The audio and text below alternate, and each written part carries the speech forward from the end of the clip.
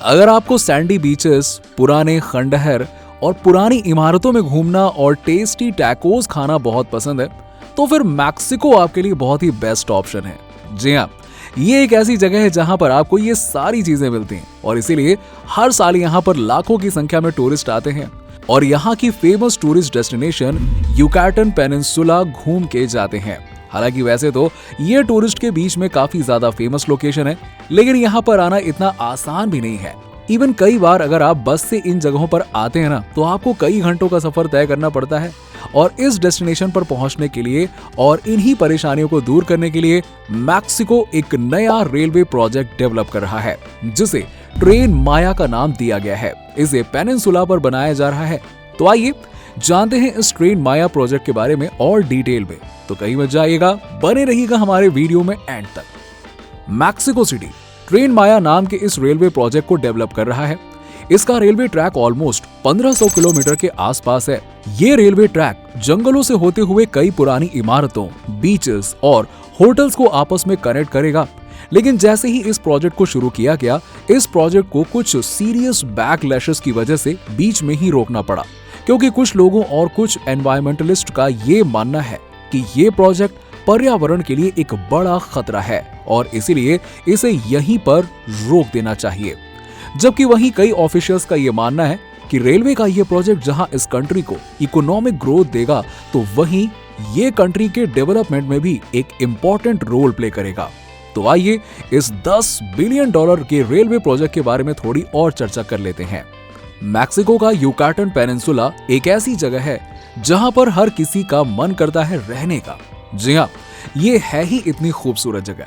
ये Yucatan peninsula country के south eastern corner में कैरेबियन सी और मैक्सिको की खाड़ी के बीच में बसा हुआ है, जहां व्हाइट सैंड, स्नॉर्कलिंग और कई सारे रिसोर्ट मौजूद हैं।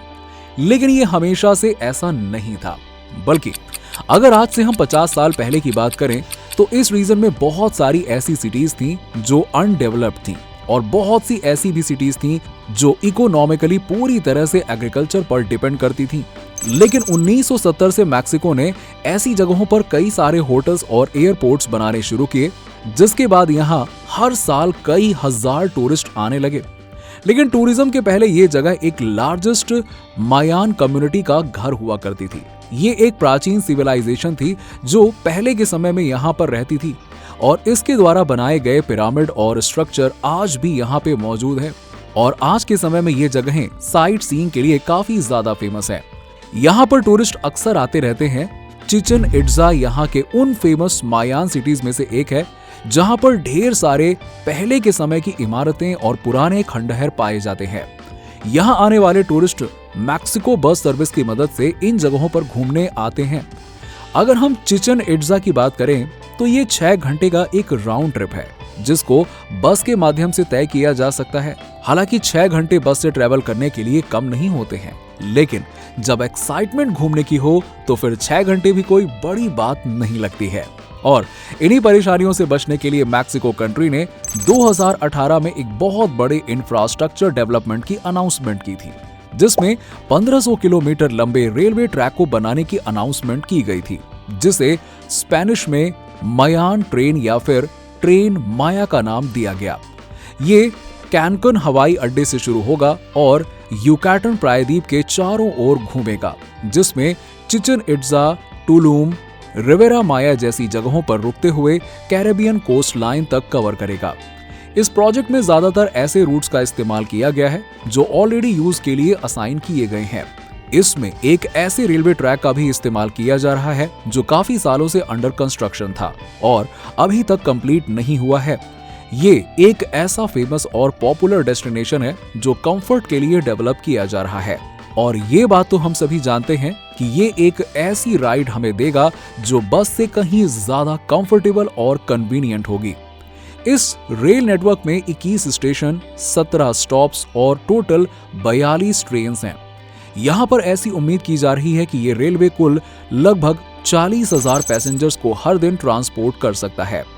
इस प्रोजेक्ट को मैक्सिकन गवर्नमेंट एजेंसी फोनाटुर हैंडल कर रही है और इसे टूरिस्ट टैक्सेस से फंड किया जा रहा है।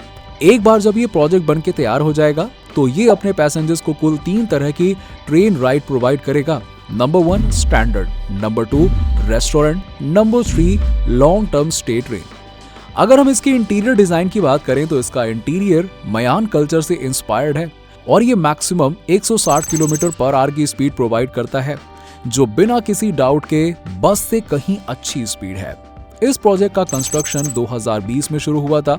इसे कुल 7 सेक्शंस और 2 फेजेस में डिवाइड करके बनाया जा रहा है और ऐसी उम्मीद की जा रही है कि इसका पहला फेज 2023 तक कंप्लीट हो जाएगा और इसे आम जनता के लिए ओपन कर दिया जाएगा।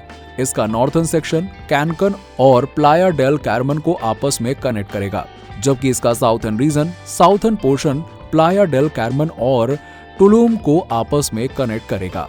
ये फेज पूरी तरह से इलेक्ट्रिक है। कंस्ट्रक्शन टीम ने ऑलरेडी इस साइट्स पर काम करना शुरू कर दिया है, जो आपस में काफी ज्यादा डिस्टेंस कवर करती हैं, जैसे रिमोट लोकेशंस, जंगल एनवायरनमेंट और ऐसी जगहें जो ज्यादातर हीट और ह्यूमिडिटी को कवर करती हैं।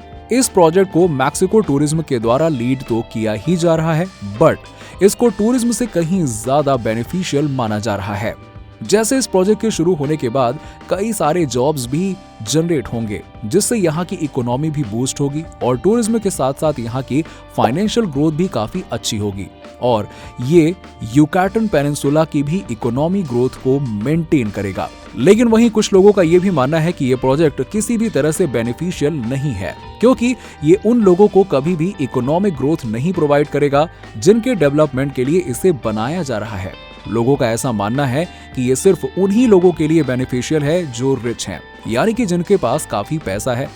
ये उन लोगों के लिए किसी भी तरह से बेनिफिशियल नहीं है जो लोग इकोनॉमिकली उतने स्ट्रॉन्ग नहीं है। जैसा कि हम आपको पहले ही बता चुके हैं कि इसमें एक पुराने रेल ट्रैक का इस्तेमाल किया जा रहा है और इसलिए इसे और चौड़ा किया जा रहा है, क्योंकि नई रेलवे टेक्नोलॉजी में इसे और चौड़ा करने की जरूरत पड़ी और यहीं से सबसे बड़ा विवाद शुरू हुआ, क्योंकि अगर इस ट्रैक को और भी ज्यादा चौड़ा किया जाएगा तो इसका मतलब है कि आसपास की लोकेलिटी को हटाना पड़ेगा और वहां की जगहों को खाली करना पड़ेगा और इसी मुद्दे पर यहाँ काफी कंट्रोवर्सी भी हुई।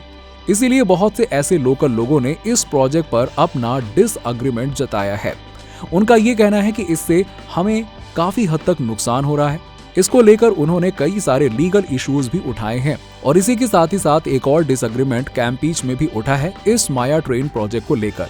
लेकिन वहां भी कुछ लोकल कम्युनिटीज ऐसी भी हैं जो इस प्रोजेक्ट को पूरी तरह से अपोज कर रहे हैं, यानी कि उनका ये कहना है कि इस प्रोजेक्ट के अंतर्गत जो आसपास की लोकल कम्युनिटीज हैं उन्हें डराया धमकाया जा रहा है और उनसे जबरदस्ती जगह खाली करवाई जा रही है।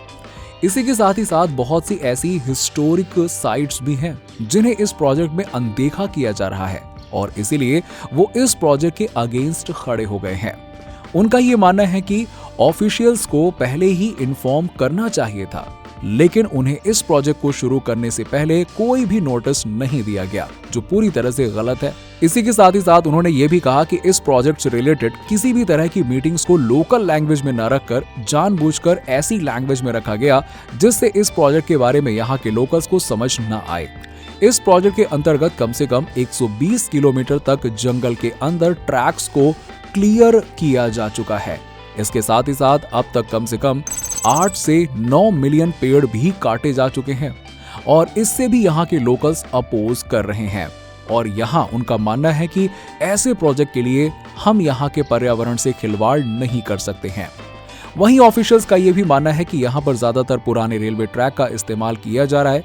इसके साथ ही अंडरपासेस और ओवरपास का भी निर्माण किया जा रहा है जो जंगली जानवरों को सेफली जाने का रास्ता देगा। लेकिन लोकल्स इस बात को मानने के लिए तैयार नहीं है और लोगों के इतने विरोध के बाद अभी के लिए इसके नेक्स्ट सेक्शन की कंस्ट्रक्शन को रोक दिया गया है। हालांकि गवर्नमेंट के अकॉर्डिंग यहाँ की लगभग 75% कम्युनिटी इस प्रोजेक्ट के सपोर्ट में है और उनका ये मानना है कि इससे 20% तक यहाँ की गरीबी को कम किया जा सकता है। तो इस प्रोजेक्ट पर लोगों के मिक्स्ड रिएक्शन आ रहे हैं और लीगल अफेयर्स की वजह से फिलहाल इसके अगले रेलवे ट्रैक डेवलपमेंट पर रोक लगा दी गई है। तो अगर आपको हमारे द्वारा दी गई जानकारी अच्छी लगी हो तो वीडियो को लाइक और शेयर जरूर कीजिएगा। मिलते हैं आपसे अगले वीडियो में।